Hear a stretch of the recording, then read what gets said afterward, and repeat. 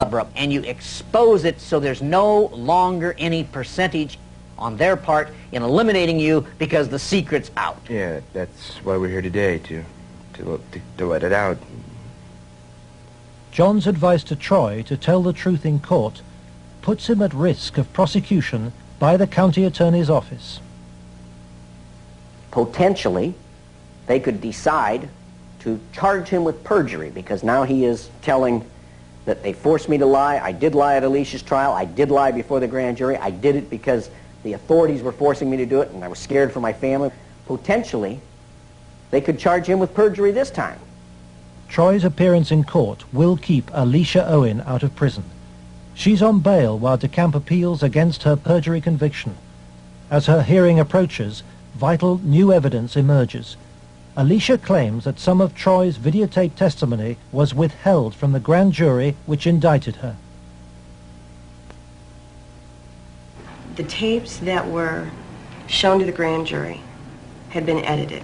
Everything that matched Troy's statement Was shown them. that matched mine 'Cause I know it's was raised. edited out.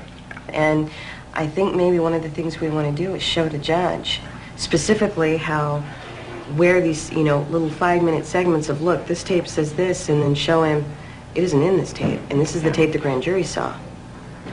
I'm going to attempt to get these tapes, and we'll see what happens next. But to obtain the tapes, DeCamp must approach some of the very officials he has accused in court of being involved in the cover-up, the county attorney's office which ran the grand jury. In the good old Alicia Owen case, 127-194, I'm trying to get the evidence, the tapes and the transcripts of Troy and Danny. Troy Boner. Get that up here once. Yeah. It's up at the county attorneys. They have all the bills up there. Oh. Robert. Let me guess, Robert Siegler has them. Robert Siegler is the prosecuting attorney trying to send Alicia Owen back to prison. After lengthy negotiations, DeCamp emerges with the tapes the grand jury never saw. I went with $4,000. I got $4,000 of cocaine. Okay, and what airline? In more than 2 hours of taped testimony, Troy details trips across America on behalf of Larry King and Alan Baer. Trips for drug deals and sex. It corroborates Alicia's evidence. Like an hour. And then a big plane from Dallas to Los Angeles. Did anybody go with you? Alicia Owen. For John DeCamp, this is the proof of the King sex ring for which he has been waiting. Here it is, so to speak, the smoking gun that they could go out and verify, the corroboration. In other words, the linkage to King that was denied. Cover-up. Organized, planned, deliberate cover-up. The courthouse, Wahoo, Nebraska. The hearing begins.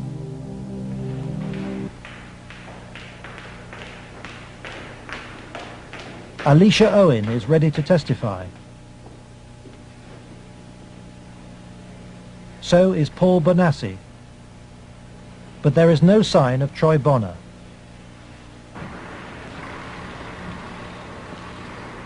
DeCamp discovers that Robert Siegler has sent the young man a subpoena. Fearing arrest for perjury, Troy has gone into hiding. DeCamp is without his most vital witness. Just trying to subpoena him with those kind of stuff. Is Troy okay?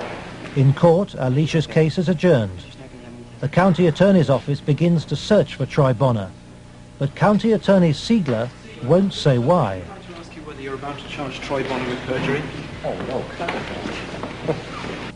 Every victim witness who stepped forward in any way, or even was a potential witness that somebody heard about, has either been killed, put in jail under some theory or other, terrified or run out of the state, discredited.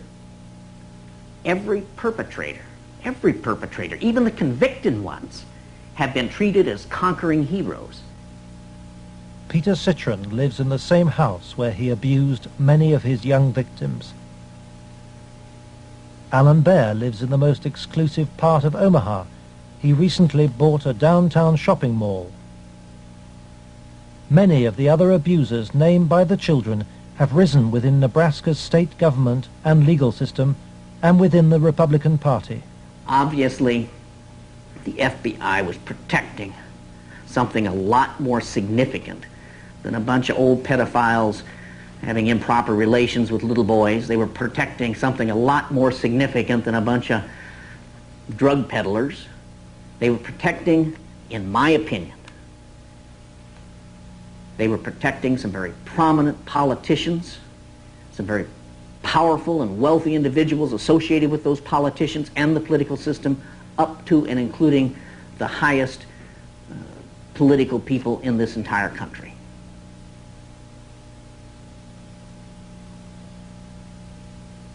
In search of the men who protected Larry King, John DeCamp goes to Washington to investigate King's connections in the Republican Party and on Capitol Hill. Paul Bonassi provides him with the evidence that Larry King threw child sex parties here at his rented $5,000 a month Washington house. I was about 14, about 1981. At first it was about 3 or 4 times the first year. After that it was about once a month. Some of the parties, when they started off, were straight political type parties with no sex. And then when some of the men had left, some of the politicians had left, the ones that had planned on engaging in some type of sexual activity, that would come after the party. Some of the kids would be held downstairs in some of the rooms where if they acted up or if they started freaking out because of the drugs that they were on, they'd put them in a room that they couldn't get out of, and they would lock them in. What kind of drugs? Anything you wanted, cocaine, heroin, speedballs. You're telling me those speed. things were at these parties where you had Larry King and prominent politicians? Yes. Were they readily available to anybody at the party?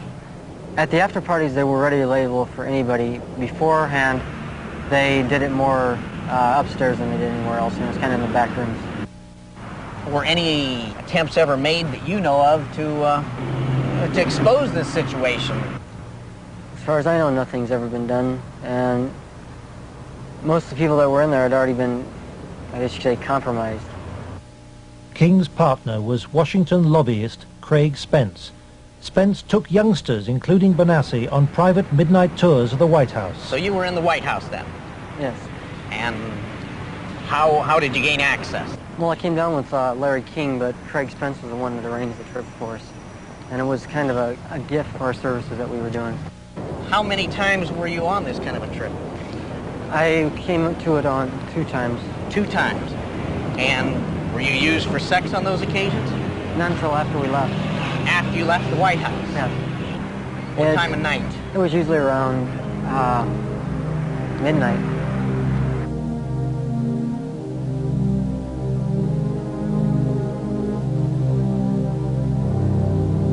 For me, it was just kind of weird being in the White House at that time of the night and getting to go into places that the guy was telling us that nobody gets to go to. I mean, I seen rooms in there that I'd never even heard about. And Craig Spence and Larry King had a couple of groups. One was called Bodies by God, and they had the Cowboys, and there was another group that was started by Larry King, which was called the Golden Boys, which was kids that were usually under the age of approximately 10. Spencer's callboy network was investigated in 1989 by reporter Paul Rodriguez of the Washington Times. We had uncovered a series of allegations from some minors, and it led me to a callboy operation. Well, it sure fits with, this boy Paul Bonassi. And he tells a tale of being brought to the White House on occasion, kind of as a reward for the kid. Craig Spence is dead. He committed suicide. He had advanced stages of AIDS. He was an AIDS carrier, and he killed himself. This was the thing that always bothered me.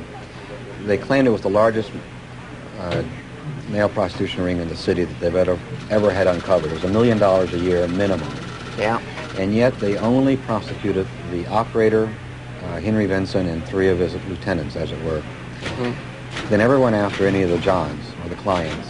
This operation claimed to have clients that ran from the White House to the Capitol Hill to the State House to the churches, within the media. Exactly what Paul describes as the people he was with. And a lot of the stuff led there, but we couldn't quite nail it at all cases because, again, to accuse someone of high stature, you've got to be very careful. I understand. We were able to do it through the mother lode was provided us credit card receipts and canceled checks, and then lists of the clients. The prosecutors knew all this stuff. There was approximately 20,000 documents they had. They sealed the entire record by court order. And we've attempted on several occasions to unseal that, and we've been told it'll be a cold day in hell before those records ever get unsealed. And it makes me wonder what's in those records. Yeah. John de Camp believes that the legal system is still being subverted and that the people protected are still at the heart of the American establishment.